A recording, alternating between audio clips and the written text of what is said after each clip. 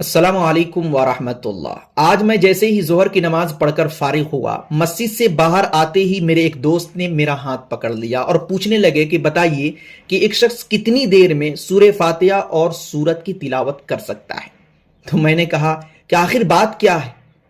تو انہوں نے کہا کہ میں دیکھتا ہوں کہ بہت سارے نمازی آتے ہیں، اللہ اکبر کہہ کر نیت باندھتے ہیں اور تھوڑی ہی دیر کے بعد رکوع میں چلے جاتے ہیں۔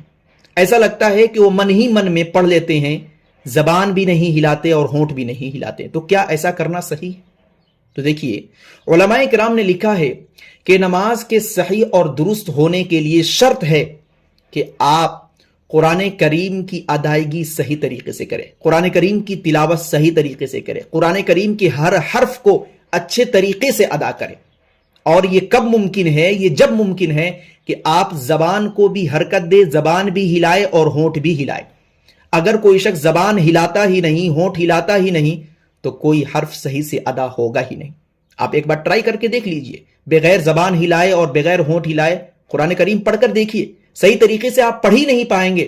اور اگر کوئی شخص قرآن کریم کو من ہی من میں پڑھ رہا ہے، زبان بھی نہیں ہل رہی ہے، ہونٹ بھی نہیں ہل رہے ہیں، تو یقیناً قرآن کریم کی تلاوت صحیح طریقے سے نہیں ہو رہی ہے۔ جو حق ہے وہ ادا نہیں ہو رہا ہے، قرآن کریم کے حروف کی جو ادائیگی ہونی چاہیے وہ نہیں ہو رہی ہے۔ اسی لیے علماء کرام نے لکھا ہے کہ من ہی من میں قرآن کریم پڑھ لینے سے نماز درست نہیں ہوتی ہے۔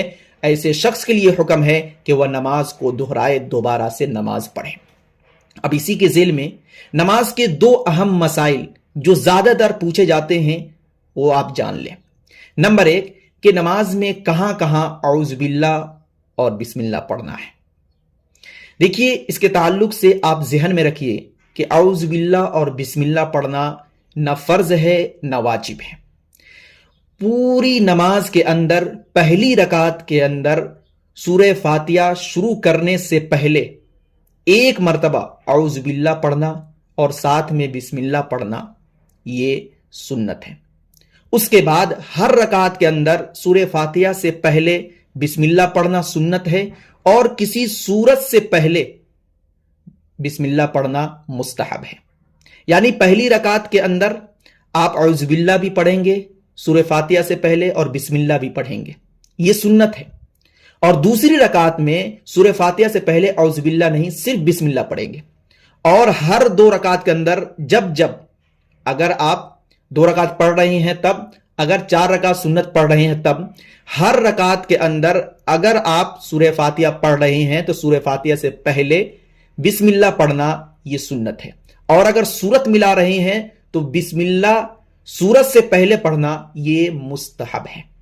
اور یہ حکم ان لوگوں کے لیے ہے جو اکیلے نماز پڑھتے ہیں، یعنی جو منفرد ہیں۔ اگر امام صاحب کے ساتھ آپ نماز پڑھ رہے ہیں تو صرف اور صرف آپ ثنا پڑھیں گے، اس کے بعد نہ اعوذ باللہ پڑھنا ہے، نہ بسم اللہ پڑھنا ہے، نہ کسی سورت کی تلاوت کرنی ہے، بس خاموش رہنا ہے۔ عند الاحناف یعنی احناف کے نزدیک یہ حکم ہے، ٹھیک ہے۔